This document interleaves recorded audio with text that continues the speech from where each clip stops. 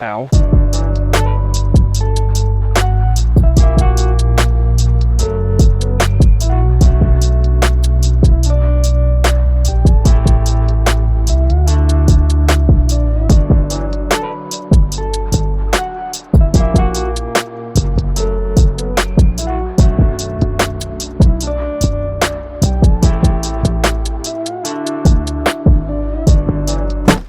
Welcome back to Life of Birch and welcome to part 5 of the Wrecked Rebel Rebuild series, the series where I decided to buy this Wrecked Rebel 500, fix it up, and give it away to one of you guys. In this box, we have everything we need to complete the build, and hopefully that's exactly what we're going to do today, and then take it for its first ride. If you haven't seen all the other episodes yet, make sure to check those out so you can get caught up on what all we've done to this bike, and let's jump straight into it. It's been over a month since we've done anything to this bike, so I'm so excited to jump back into it. As you guys might remember, they were doing a bit of construction on my condo building. You can still see some of the remnants of it there, but for the most part, they're done, so all the noise is gone, all the distractions are gone, and we're ready to rock. For those of you who are not familiar with the build series so far, I'll give you a quick overview of what we've done so far, and then we'll jump into what we're doing today. At first glance, this might just look like your average, everyday, borderline pristine Rebel 500 SE, but what you might not know is that this thing started out in terrible shape, and we've done a bunch of work to it so far. We swapped out the seat for the Mustang seat, we swapped out the exhaust for the Shorty GP exhaust. This whole foot bracket setup was just bent to crap, so we swapped all that out. The tank was dented, so we swapped it out for that sexy orange tank in the signature Life of Birch orange. A few other odds and ends, and of course, we cleaned it up. You guys have not seen it clean yet, but since the last time I filmed, I gave this thing a good wash, and it actually looks like a new bike again. Before, it was covered in dirt and grass and everything from when it got wrecked, but it is shining now and looking so good. Now, what do we have in the box? All right, so this is everything that we're gonna knock out today, fingers crossed. We got the Vans Colts grips, we got some levers, we got some mirror flips, the mirror itself, handlebars, throttle cables, and I think that's it. Pretty much we're handling everything up there that's still jacked up. So if you come up here, you'll see that the handlebars are still bent, obviously. Levers all bent up and scratched. Throttle cables are all jacked up here. And the grip is a bit scuffed there. So we're gonna handle all of that today, and then we should be ready for the inaugural ride. Oh, and there's also a surprise that I didn't mention, a surprise mod that we'll be doing to it in the process. All right, let's jump into it. First matter of business is getting all this stuff off the old bars.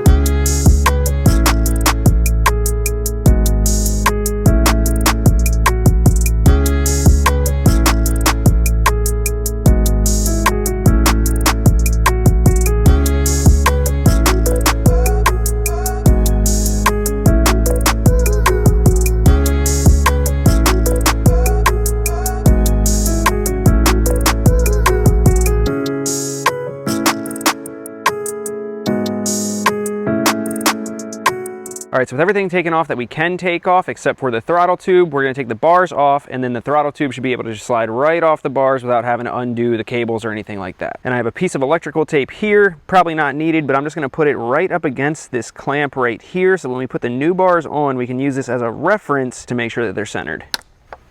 Forgot the part where we gotta undo these pins to get these wires out. Push down on the tab, slide it back. Same on that side, and it should be free. Let's go, baby. All right, so new bars on the bottom versus the old bars at the top. We decided to go with the same stock bars, and I'll get into why in a second, but seeing the two laying next to each other, you can really tell that the old ones were bent. If you look here and go up towards this side, the space between the bars stays even, but then you come up this way, you can see the space is closer there and then gets wider out there. So the side that took the impact was definitely bent. Not crazy bent by any means, but bent, so we had to get them handled. Oh, nice pun, I didn't even mean that. Handled, handlebars, anybody? But anyway, so we went with the stock bars, and I'll show you why. For one thing, it's just for ease, because you'll see that these already have those little tabs on there. It's not focusing, but they have the tabs for the wires, and it already has the holes drilled in the back, so you know where to line everything up. Has the dimple on the top side there. Why won't this focus? You get it. Has a dimple on the top side, has all the markings, so we can line everything up perfectly. Obviously, we could have done that with aftermarket bars, but just for ease of use and not having to drill, we went with those. But most importantly, because somebody's gonna win this bike, and you don't know their personal preferences, so I figured it was easiest to just go with the stock bars as opposed to doing some like crazy ape hangers or Z bars or something like that, and then having the person win it be like, yeah, but I hate these bars, you know? So we'll leave that up to them. And now time for the little surprise I got for you guys. Where are they? Oh, first things first, shout out motorsport.com. When I bought these stock parts, this is the first time I'd ever even heard of motorsport.com, and it turns out that they are way cheaper than Partzilla, Revzilla, all of that. I've mentioned it in the other videos, but all of the stock parts that I got, including the tank through motorsport.com, cost less than just the tank through Partzilla and Revzilla. So check them out, cheapest cheapest parts out there. I'll leave a link in the description. Now for the surprise, you might have already seen it when I was shuffling through. We got some bar risers. So we just got some 1-inch risers off of eBay, Amazon, I can't really remember, but they look like they're really nice quality. I picked ones that just went an inch up. Lots of them go an inch up and an inch back. I figured that these would be enough to like give a cool look to the bike, but not bring the bars too far back if the rider's taller. But bringing them up should bring them slightly back because of the angle, so shorter riders could reach them better also. So yeah, I figured if we're not doing crazy bars, we might as well, you know, change the look and the feel of it a little bit with some risers. So these just go into the stock mounting points and then the bars sit in those. Super nice and easy. All right, so we'll pretty much just go in reverse order of what we just did, which means the first thing that we're gonna do is slide the new bars through the throttle tube. Then we will put the first riser in place and put the bar in there. Oh, and it's also worth mentioning, I don't know if you guys can see it or not, but I didn't have to mark those bars for comparison because it's super convenient. The little ridges that hold them in place has a line in the middle that lines up perfectly with the bolt holes. So there's no guesswork. Nice. All right, so top clamp,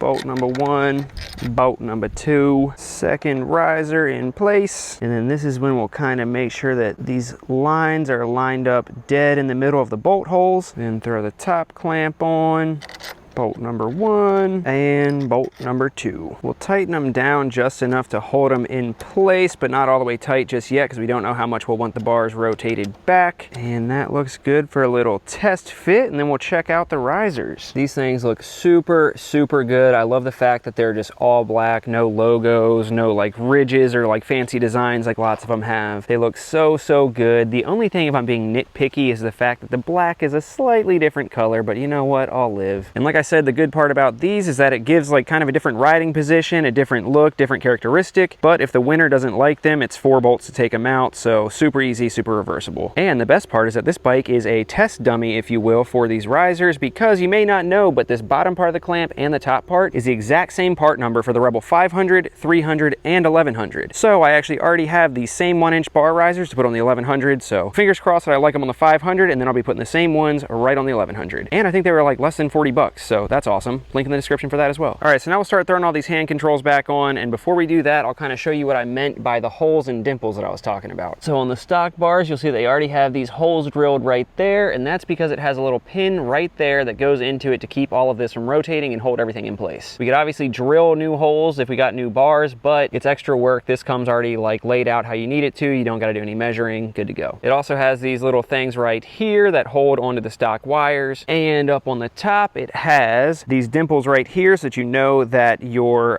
master cylinder and mirror bracket are lined up properly.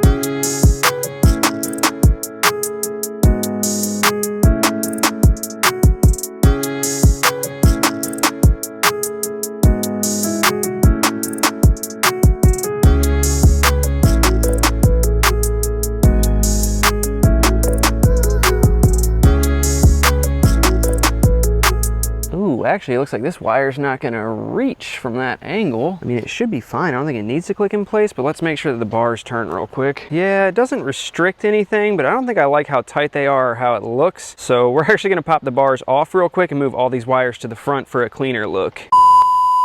All right, so you can see that with these wires moved to the front, you got a lot more slack there, and we should be able to just clip these right on in. That one worked, and that one worked. So yeah, perfect. You just got to move them around to the front for future notice. And also, I didn't have to move the Speedo one. That can stay around to the front here, just like in stock configuration. All we had to do was these wires on each side, and we're good. Now we just got to make sure that the bars are where we want them and tighten everything down. Okay, so when I put everything in place, I made sure that the bars were centered based off of the marks that I showed you that line up with the bolt holes.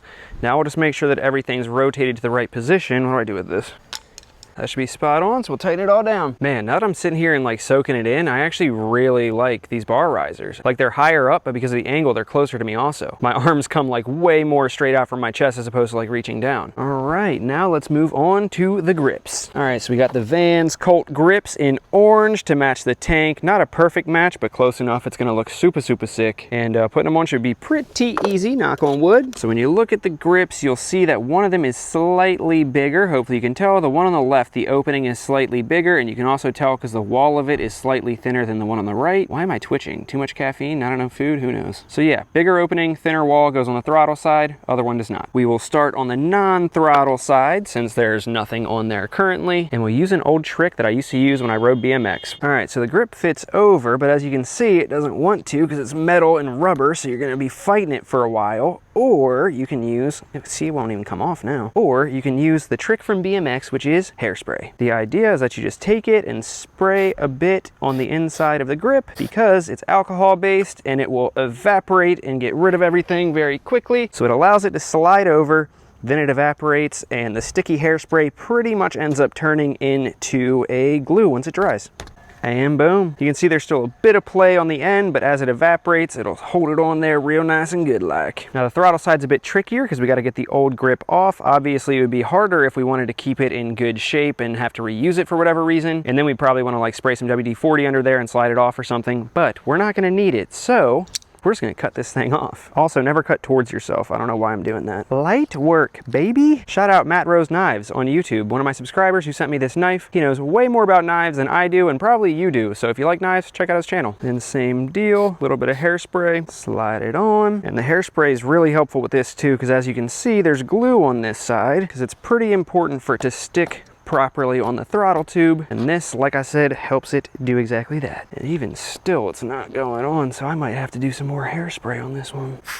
Yeah, there we go. The finished product looks so good. Like I said, not a perfect match to the tank, but close enough. It looks freaking sick, and that hairspray trick was a lifesaver, and it smells great. All right, now time for levers. 2 hours later. Welcome to the future where the levers are already installed because the camera that I film with, aka my phone, was dying, so I decided to charge it while I did that because I already have a step-by-step how-to video of how to put these levers on the Rebel 300 and 500. So if you want to see the step-by-step process, link is in the description, but just check out how freaking good they look. It's the MZS adjustable levers, black with the red roller. Shout out to the Patreon members for voting on that combo between the black levers and the orange grips. It looks sick. And a few other things happened off camera, so let me fill you in. First things first, the bars are nice and straight now. I actually had to adjust those. You guys might remember that the bushings, I replaced those and I tightened it down, got everything straightened out. But what I wasn't thinking about is that when I straightened everything out, the bars were bent at the time. So even though it looked straight, it was actually slightly crooked to make up for the bent bars. Once I got the new straight bars on there, I realized it was slightly crooked, so I just loosened those bolts again, straightened the bars out, and we are good to go, looking freaking perfect. So yeah, all that happened off camera, and then on camera I started filming again, and I went to do the mirror flips because the Patreon members voted on flipping the mirrors underneath the bars, but I ran into some issues there, so I'm not going to include that struggle. Essentially, these brackets are meant to flip the mirrors underneath the bars, and then these spacers right here are so that this longer bolt can fit into those clamps. Unfortunately, these spacers do not fit in there, so it's not going to work, but that is all right. We'll just get a different kit and we'll make that work in the future. Other than that, we're pretty much done. So in the meantime, until we get the new bracket, let's go ahead and throw this mirror on there so we finally have 2 of them again, and then I'll tell you what I mean by pretty much done. Look at her, boys. Oh my gosh, this is the most complete she's looked so far. She has all of her mirrors, all of her parts, looking so freaking good, nice and cleaned up. This thing came together so freaking sick. Literally all that's left to do to this is flip the mirrors underneath, like I said, and then one other thing. So if you've been paying attention, I mentioned the fact that we had to do the throttle cables, and you'll notice that we haven't, and they're all scratched up still. And you'll notice that in the box you probably saw we have the throttle cables, but guess what? I'm not doing that. Whoa, before you guys start coming for me in the comments talking about, oh, you said we were doing throttle cables and now you're not doing them. That's not what I mean. I just mean that I'm not doing them personally. I'm gonna take it to a shop and have a shop do it, because I've never actually done throttle cables before, and I feel like it's a pretty integral part to the bike. Last thing I want is to mess that up, especially when I'm giving it away to one of you guys. So I'm gonna have a reputable shop do it so that you have full faith that it's done right. Not that you guys don't have faith in me, you should have faith in me. I'm just saying. I forget if I mentioned this in any of the videos yet, but I do have all the stuff to do a 600-mile service on this bike since it is about to hit 600 miles. And I was planning on doing all of that myself and kind of showing you guys how to do the 600-mile service, but I decided to have a shop do that as well. And the reasoning is, if I'm giving away to one of you guys, I feel like for the 600-mile service, part of it is like checking over all the nuts and bolts, making sure that everything's fine. I feel like having a shop do that and give you guys a peace of mind is definitely the way to go. And while it's there, they might as well do the throttle cables because they said it was only gonna be like $100. So yeah, that's the plan. On my end, we are totally done, aside from waiting on the new brackets for the mirrors to come in and then flipping them underneath the bars. So with that said, this thing is roadworthy as it sits, so we're gonna take it for the first inaugural ride and a photo shoot.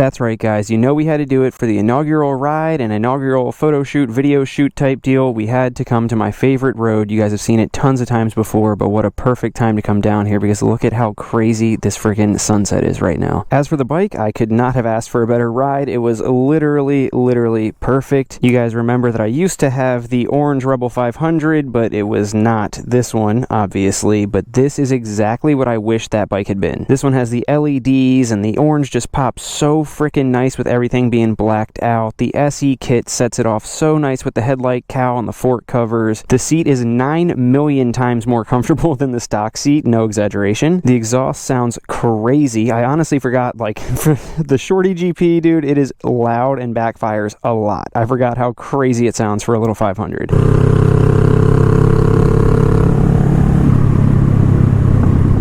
I don't know. I could go on and on, but this bike came out freaking perfect. I could not be more excited. I'm so stoked for one of you guys to win this and ride it for the first time. Now, as for how you're going to win this bike, there's not quite details on that just yet. I'm going to wait until everything's finalized with the 600-mile service and the throttle cables and everything like that to give you guys the... Sorry, I'm getting distracted. This dude is catching fish after fish over here. It's super impressive. But anyway, yeah, after the 600-mile service and the throttle cables are done and I get the mirrors flipped underneath, then it's officially done, and I'll tell you guys how you can win this. But most importantly, if you want to be in the know, make sure to follow me on Instagram at life.of.birch because that's where I'm going to be updating everything about this bike. I mean, there will be video updates and stuff, but obviously Instagram I post on daily, and it's way easier to just do quick updates on there and let you know how many spots are left and all that kind of nonsense. Now I have to get out of here because I have a Patreon member only live stream that I'm going to do to unveil the bike to all of them. It is Monday. Had to double check that. It's Monday, and you guys will not see this until Sunday, but they are seeing it almost a full week early. So if you guys want behind the scenes updates, early updates, exclusive access to stuff like that, make sure to join the Patreon. A link in the description, patreon.com/lifeofbirch. And like I said, if you haven't watched the backlog of the other episodes, make sure to watch that to see the full build of this thing, and we'll catch you next time.